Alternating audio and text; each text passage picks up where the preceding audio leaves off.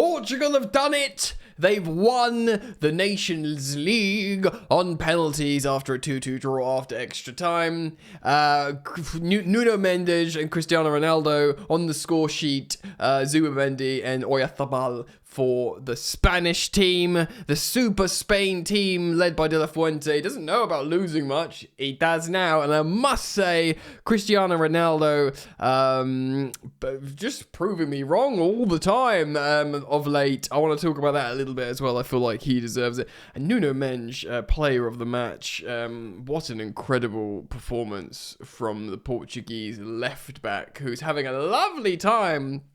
There's a lot of Portuguese players having a lovely time at the moment because, of course, a few of them are in the PSG team. Vitinha, João Neves, and Nuno Mendes all started and played. And, of course, they are all in the PSG team that have just won the quadruple. So they are having a lovely time themselves. I'm going to speak about the final a little bit.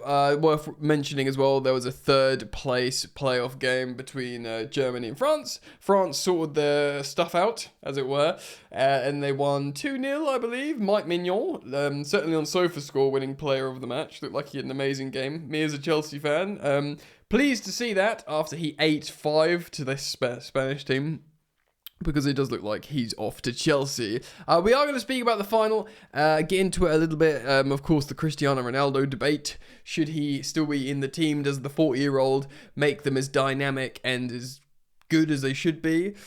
The question goes on, but we are going to get into it today. Guys, thank you so much for joining me here on Football Yannick. There is daily content here on this YouTube channel, and should you be interested in my commentary on the big footballing stories, then you are all most welcome to subscribe.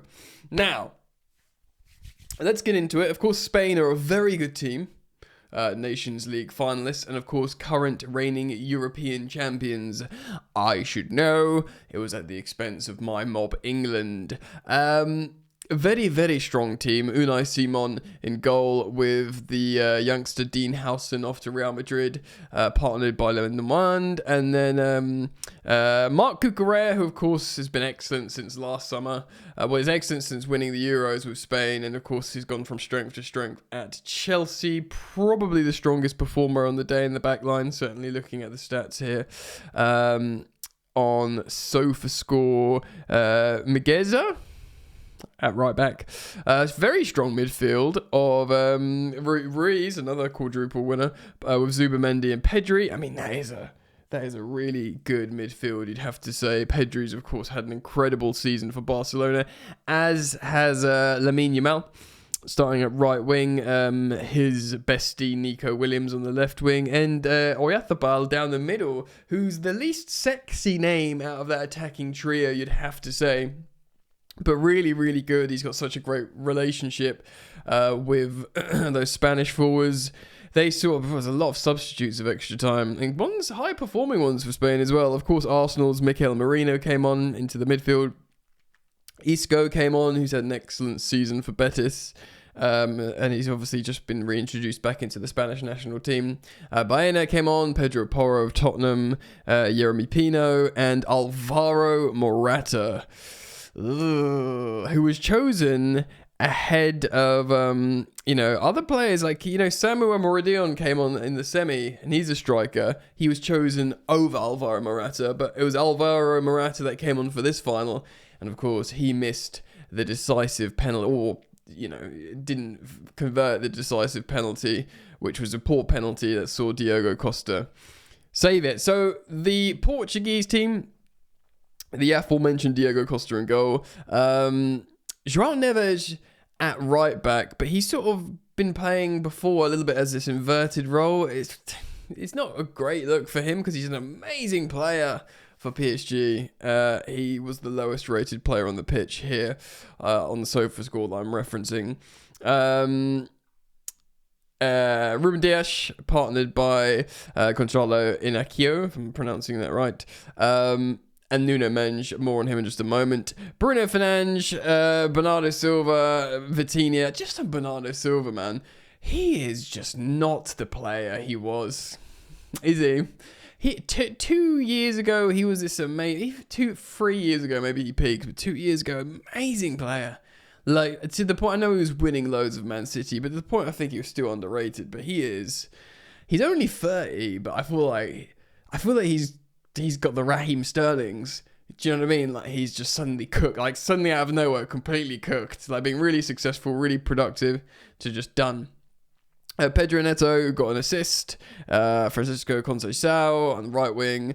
And then, of course, Cristiano Ronaldo. I want to speak about him a little bit in a moment. Lots of subs for them too. Diego Jota for Pedro Neto. Gonzalo Ramos, who is, a young striker. Yet another PSG player. I forgot about him. Rarely used for PSG because they use Ousmane Dembele, of course, Luis Enrique, the sort of dynamic, diminutive, well, not diminutive, but like ever-present false nine that presses really well, moves around really incredibly. Ousmane Dembele, I think he's my Ballon d'Or winner, probably not just because he's won the quad, but how important he's been since moving into that false nine role in the middle of last season.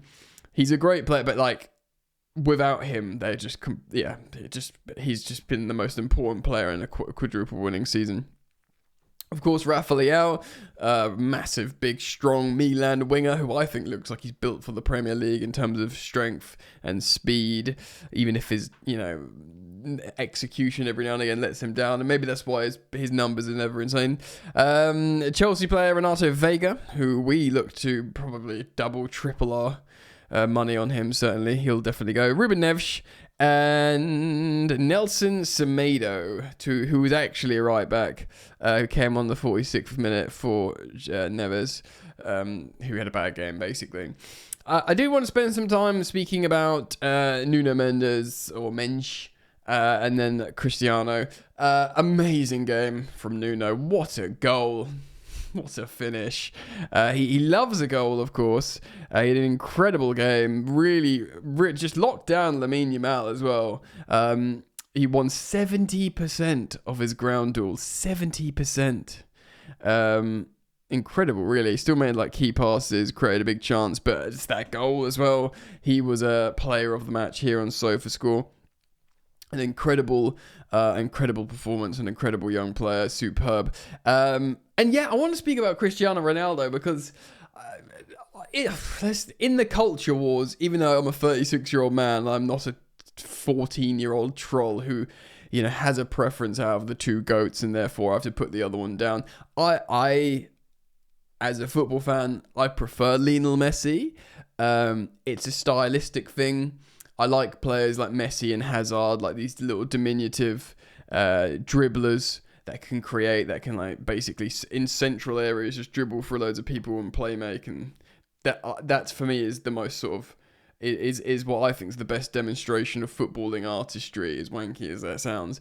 That's my preference. I think obviously Ronaldo's a lot more direct, and he's more of a striker, isn't he? I also think to give Ronaldo his flowers, I think I've said this many times before, but I think there's only two examples of the pinnacle of optimization as a sports athlete, and I think it's Ronaldo and maybe Tom Brady that just basically just had this insane drive and drive to keep themselves going in tip-top shape and doing everything they can to optimize their body and just be the best. I do think it's worth referencing Brady in terms of comparison, but Ronaldo's doing that. But look, obviously, I'm just an insane. Whatever your preference is, some people. Because I prefer Lionel Messi as a footballer. I'm not one of these people that goes Ronaldo's terrible. That's stupid. I think people that do that just are being silly. Basically, I think he's amazing. I think also. But the debate is, and you listen to all kinds of analysts and stuff. You look at, for example, in this game, he completed 12 passes, and he turned over possession 6 times, but they were really in high risk times. And I was thinking, God, you can carry a 40-year-old Thiago Silva. even at like Chelsea, at a very high level in the Premier League, you can carry a 40-year-old Pepe who was amazing, right until before he retired. But these guys are centre backs. This day and age, like, your forwards need to run. Your forwards just simply need to run, and when they're getting like robbed of possession like Ronaldo did a few times, I was just thinking, in these days of Champions League finals, we're watching these amazing, intelligent, dynamic, sprinting forwards. You're just thinking, is it time for like a Gonzalo Ramos or even like Diogo Jota should be starting over him because he works really, really hard, even to the point of, should a Pedro Neto be playing as a false nine like he's done for Chelsea, like he did for Lazio, because he works so hard and he's a good facilitator. And then you get Rafa Leao, so you have a front three of Leao, Pedro Neto, and Conceição or Jota. But I want to talk about his goal, Ronaldo, because I knew, no matter, I was saying to my mate, I was literally 30 seconds before he scored, I said he just lost possession again. And I thought, it's just, when are they like going to just put this like young dynamic player in? I understand he's almost like a sort of figurehead of the Portuguese team, but I said to him, yeah, he'll score a goal now though, and he did. And his goal, it wasn't a tap-in. People on social media saying it's a tap-in. It's an excellent finish, which this is just something this man will never lose. Like, it'll never lose. He will always have that, and he'll be, whether it's he's not going to have the same hang time as he used to in terms of headers, but he'll score headers. And that finish, the way he meets it and where he puts it, there is nothing Unai Simon can do. And Unai Simon, by the way, that had an excellent semi-final.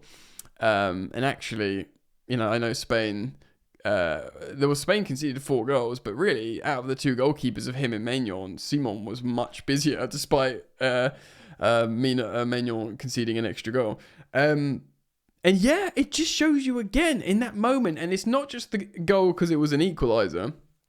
It was afterwards the way he rallied the Portuguese team, and actually how, I know there was no goal scored for another 60 minutes, and that was the last goal in the game before penalties, but it was a turning point because they were under pressure. He scores that goal, and then they come back in the game, and it's a huge moment. But if he, obviously the conversation keeps coming up, and if he doesn't score in that game, it's, when is Ronaldo? When are they going to finally going to drop this guy? This is a conversation they were having 4 years ago. And he's like 36, and they're just thinking like, when are you gonna, because also it's not like a I know you retired early, so you're a lot younger, but like Gareth Bale at Wales or Zlatan for Sweden, or do you know what I mean? Like, when you've got this clearly amazing player, or we can, let's talk again in 10 years or 12 years what Haaland's doing for Norway. Do you know what I mean? That kind of thing. Like, when are you going to put in a guy who can run loads, who's just basically because football, you got to work harder and harder, and you can't have like this Galactico Portuguese Andy Carroll in the box. But the truth is, you've got to give him his flowers. You've got to give him his flowers because he scored the goal again. He scored last in the semi, and he's clearly so invested. Like, he cares so much, and you've got to give him his flowers. He absolutely, and I'm not a Portugal national team fan, obviously. So it'd be very interesting to hear like the discussion, because I know at times there was a call for him to be benched when he went a bit like, didn't score for a few games, and Gonzalo Ramos was scoring hat-tricks and stuff and for Portugal, and it looked like that was the moment. But you got to hand it to him. You got to hand it to him. It's an incredible contribution in moments, and Southgate said it. I think Didier Deschamps said it. International football is about moments. So congratulations to Portugal for winning the Nations League. Spain will be frustrated. And yeah, man, good game. It was really very, very entertaining in the end. So let me know your thoughts. Please do comment down below. Thank you for liking and subscribing. Daily content here of course. And I take care. Peace.